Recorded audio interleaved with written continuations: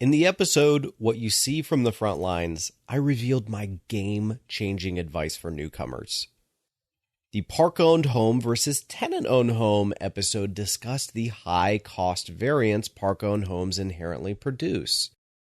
And in this mid-month wisdom, we're going to tie those two episodes together with two real-life examples of properties we bought.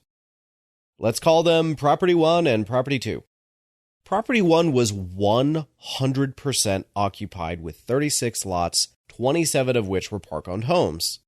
This property was owned by a contractor with a medium-sized business and plenty of employees. He walked us through several homes and demonstrated strong understanding of mobile homes. Collections did not appear out of control, and this property was located in a market we already owned two other properties in. This property seemed very stable. Property 2, on the other hand, was 90% occupied, with 32 lots and a single-family home. This property was 100% park-owned home, and the owners were not contractors. We checked out several homes, and they did an okay job of fixing things, but it was apparent up front that there would likely be significant back-due maintenance. Collections appeared to be out of control, and worse, the rents were severely below market, so bumping rents day one could cause some serious turnover. We did not own in that market, meaning we would have to ship up our maintenance crew from an hour away until we could find a suitable local replacement. In other words, this sounded like a heavy value-add deal. The kind that, honestly, we love.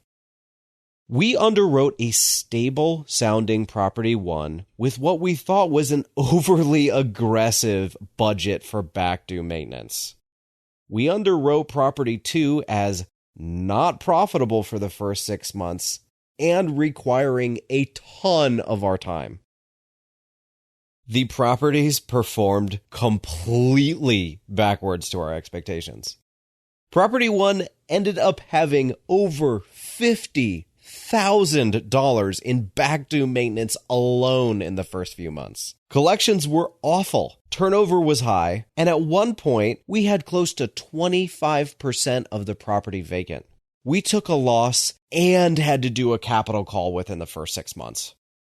Property 2 was the exact opposite.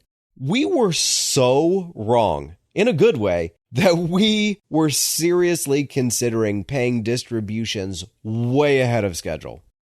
Let's unpack this a little bit.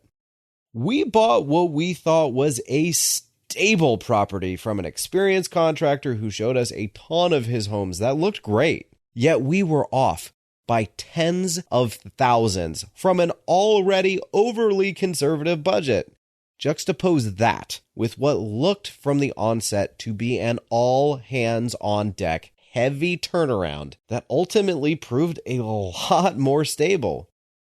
We were wrong, and we weren't even close. The lesson here is that the variance of park-owned home costs is high and unpredictable even with years of experience. Whereas Property 1 had an average cost per home around $2,100 in back due and assorted maintenance, Property 2 wasn't even $1,000 per home, adjusting for one outlier, and was roughly $1,200 per home, including that outlier.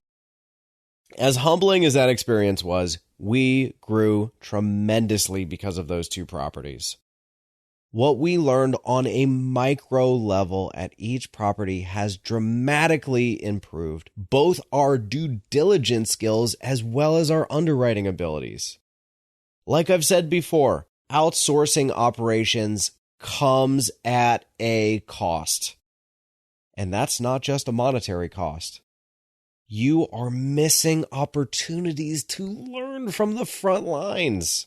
And your pro formas that are based off of your assumptions just won't be as accurate as those who have that intimate knowledge with how this industry works. I realize this episode is heavy confirmation bias for those pro the tenant-owned home model, but I'll challenge everyone listening to up your game.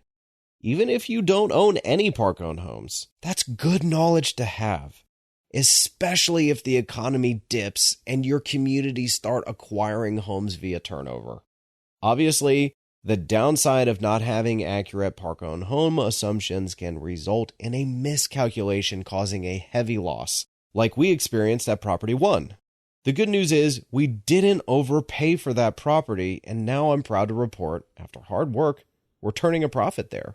But had we seen Property 2 right in the heat of taking losses at Property 1, we may have made assumptions that convinced us not to buy Property 2.